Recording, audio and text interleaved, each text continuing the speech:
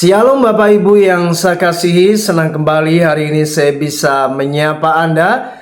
Firman Tuhan yang akan saya sampaikan di hari ini adalah Ikabod dalam gereja. Mari kita akan melihat peristiwa di Perjanjian Lama yang tercatat di dalam 1 Samuel pasal 4 ayat 17 sampai 18. Lalu kita akan sambung ayat 21 sampai 22. Jawab pembawa kabar itu, orang Israel melarikan diri dari hadapan orang Filistin. Kekalahan yang besar telah diderita oleh rakyat. Lagi pula kedua anakmu Hofni dan Pinehas telah tewas dan tabut Allah sudah dirampas. Ketika disebutnya tabut Allah itu, jatuhlah Eli telentang dari kursi di sebelah pintu gerbang. Batang lehernya patah dan ia mati. Sebab telah tua dan gemuk orangnya. 40 tahun lamanya ia memerintah sebagai hakim atas orang Israel. Ayat 21 sampai 22. Ia menamai anak itu Ikabod, katanya telah lenyap kemuliaan dari Israel karena tabut Allah sudah dirampas dan karena mertuanya dan suaminya. Katanya telah lenyap kemuliaan dari Israel sebab tabut Allah telah dirampas. Sebuah peristiwa yang sangat mengerikan di mana bangsa Israel mengalami kekalahan yang sangat hebat dari musuhnya, yaitu bangsa Filistin. Bahkan tidak hanya itu, tabut Allah dirampas oleh musuh. Hofni dan Pinehas tewas, bahkan Imam Eli pun juga tewas ketika ia mendengar adanya kekalahan yang sangat hebat. Bahkan kedua anaknya pun tewas di medan peperangan. Saudara, inilah yang terjadi atas Israel, di mana tabut Allah telah lenyap dan dirampas oleh bangsa Filistin.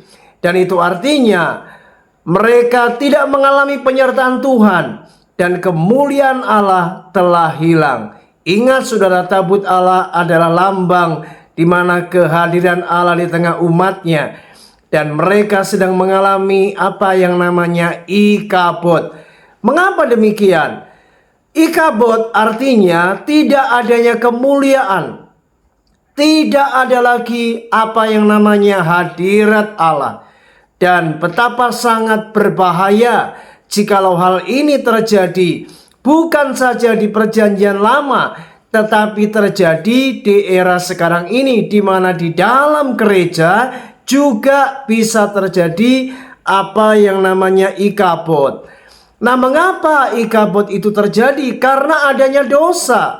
Karena bangsa Israel hidup dalam ketidaktaatan kepada Allah. Mereka hidup di dalam dosa, mereka tidak menghormati Tuhan, bahkan mereka telah melecehkan akan Tuhan. Nah, saudara, hati-hati di dalam kehidupan kita.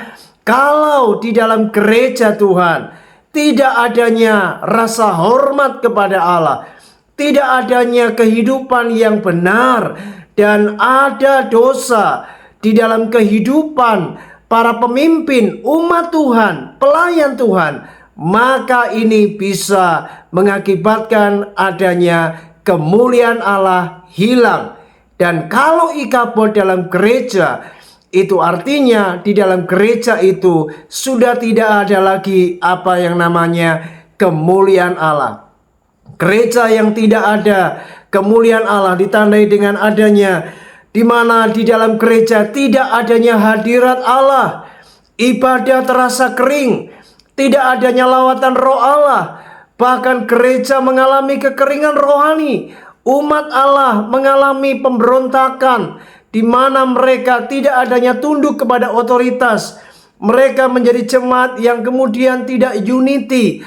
Terjadi apa yang namanya perpecahan di dalam gereja, dan mereka tidak ada apa yang namanya pertumbuhan rohani. Saudara, hati-hati ketika Ikabod ada di dalam gereja, maka cepat atau lambat gereja seperti ini bisa mengalami kehancuran. Itu sebabnya mari kita harus bertobat, kita harus kembali kepada Tuhan, dan mari kita harus sungguh-sungguh dan hormat kepada Tuhan.